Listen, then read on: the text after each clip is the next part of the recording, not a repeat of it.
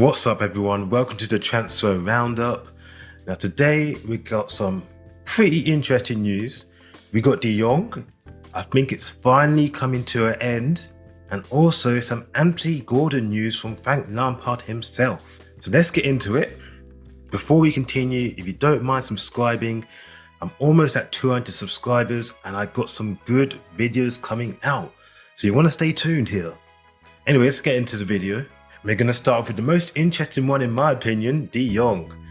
At this point though, is it really that interesting? It's a little bit boring at this point, let's be honest. But yeah, De Jong. So it seems like Chelsea owners are still interested in more signings after Fofana, and are still hopeful of convincing Frenkie de Jong of joining before the transfer window closes. Now things have heated up a lot with Frenkie de Jong, but it seems like Jurgen Klopp, and we all seen their midfielder problems at Liverpool, but it seems like Jurgen Klopp is now interested in a midfielder and De Jong is one of the first names on his sheet. Also, Man United are still not giving up as well. Man United will be keeping their eyes on him and they still hope to get him as well. So it seems like it is a four-way battle because there is one more report, whereas Barcelona, apparently negotiations has started to reduce his salary. So De Jong has given up here. It seems like he's not going to be bothered to fight this out anymore. He's going to reduce his salary like majority of the Barcelona players are doing. His wife wants to stay in Barcelona. What's the point of him moving if all these people are happy with him staying in Barcelona here? So it seems like all the cards are in Barcelona's hands here and they're just going to get their way because that's how Barcelona do it this year. Now this could be something that Chelsea will have to keep a keen eye on because we do know the negotiations, if it's too much of a salary reduction, De Jong probably won't be happy doing it at all, and that's when the rest of the three clubs will pounce. Now all three of them, I do think Chelsea would be the main choice, simply because De Jong said he doesn't like Man United, simply because it's in Manchester. He's not a fan of being in Manchester. And I'm pretty sure he has the same problems with Liverpool, because they ain't, if you haven't been to Liverpool before, it's not that, I mean, is this okay? It's just not that widely known as being as popular as London is. So I was about to offend some people there, so sorry. So yeah, De Jong would probably more than likely will go to Chelsea simply because we have the money to do so. We already discussed the contract we're going to give him. Todd Bowley's on this because he loves De Jong, and so does Thomas Tuchel.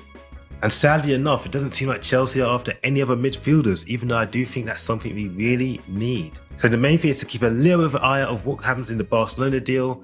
If that fails, I do think he'll be on his way to London very soon. But if I'm going to give my personal opinion, I do think it's going to be wrapped up and he's going to be staying at Barcelona here. We all know the wife. If the wife wants to stay, he ain't going to go.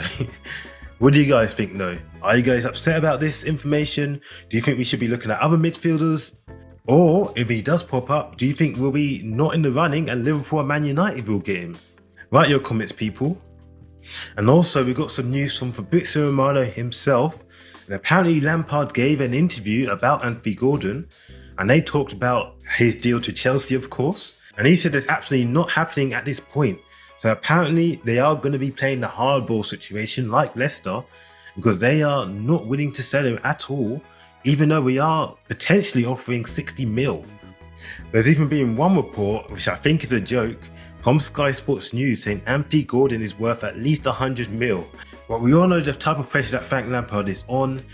Everton could be relegation candidates if they don't pick up their form soon. And we all know Lampard loves Anthony Gordon, so they're not willing to let him go for any price, potentially, even for 60 mil, which is completely overpriced in my opinion. Now, this could be pressure tactics to try and get the most out of Chelsea, try and squeeze all the money they can get. So we're not quite sure what's going on here. And they do say there isn't a cut-off point at this moment of time. This deal can be going straight to deadline day. There isn't a cut-off point.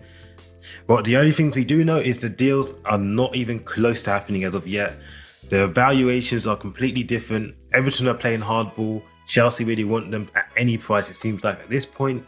So we're going to have to see what happens. Now, if you haven't seen my videos before, Anthony Gordon is someone I do like, but for the price, I'm thinking, can we get someone different? Can we focus on other areas of the pitch, aka midfield? I'm just not sure about him as of yet.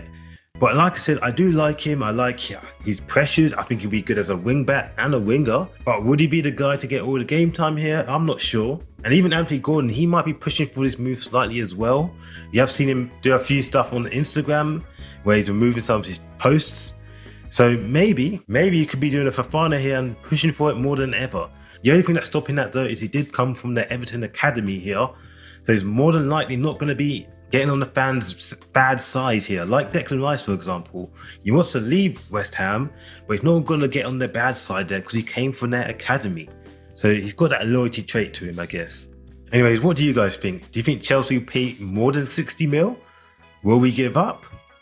I'm not sure at the moment. Personally, it seems like we really want him, and when we really want someone, we may get him at this point. So let's see what happens. Anyway, that's the end of this video.